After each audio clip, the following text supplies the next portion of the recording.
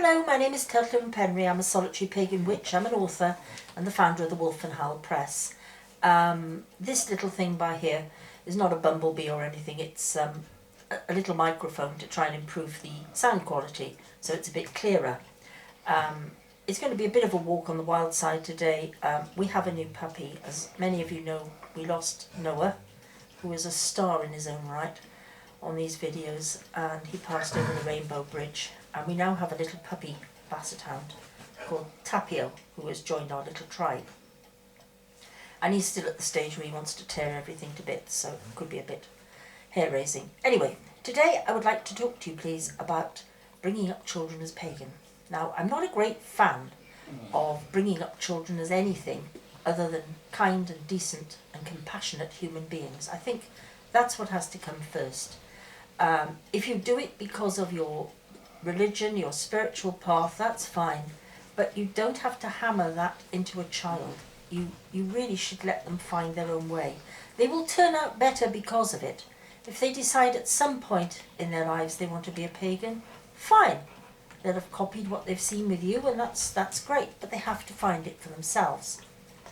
What I would recommend is teaching them about nature.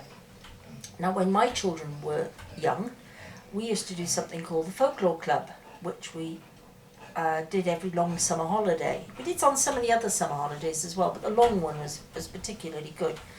And what we did, we each had a little notebook, and we would go out for walks or down to the shops or down to the library, and we would, we'd take note of things. And then when we came back, we'd write down what we'd seen: a ladybird, a dragonfly, flowers, plants, leaves. We might come back and draw them. We might come back and look something up about them. It was a bit more difficult than it is nowadays, because nowadays you can just go on the internet. Tapio's in the process of murdering a flower pot. Bear with me.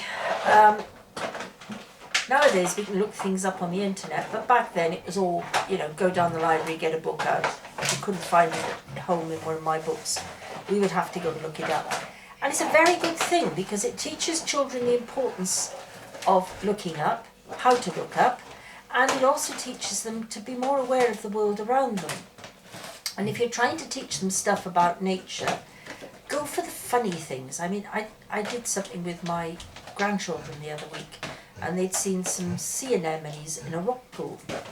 Now, it was fascinating looking up about those, and we discovered that they did all sorts of funny things. They could inflate themselves, so that if they didn't like the rock pool they were in, or another jellyfish or something came and, they were at war with each other, which apparently sea anemones do. They go to war with each other.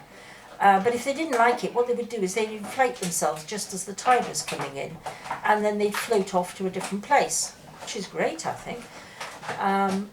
And another one that my grandchildren liked, we discovered that they only had one orifice, one hole, and through that hole they got rid of their waste products, and they also ate. And one of my grandsons thought that was hilarious. That was a real thing to giggle about. And they never forget stuff like that. And it's a way into teaching them about the world around them, about the beauty of nature, which after all is a very important part of being a pagan, I think. You do need to see the world around you. It's not a narrow vision. You have to be more aware. And that involves being more aware of things above us: the sky, the moon, the stars, the clouds. And it also involves being more aware of what's around us, eye level, and also on the ground. Go looking for interesting pebbles. Find out, have you found a fossil? I mean, my grandchildren were playing in a very small stream in a little country park near us, and they were coming up with little pieces of coal, which is what we have here, often washes down from up on the slag heaps up on the mountains. And they were looking for little pieces of coal that I wanted for my doll's house for the hearths. But what they actually came back with in amongst all that was a fossilised tooth. So I do apologise for the noise. I've tried to make things clearer with this. And Tapio is doing his own thing out there with the flower pot. So do try and encourage them to look around, and you look as well. Look with them.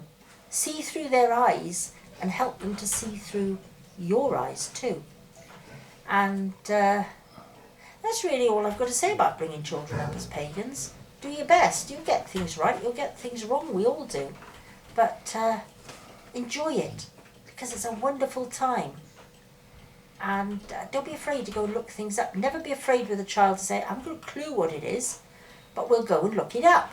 Because looking things up is one of the most important skills you can learn, ever. And Tapio's gone quiet now, just as I come to the end of this, but never mind. Thank you very much for listening. Goodbye.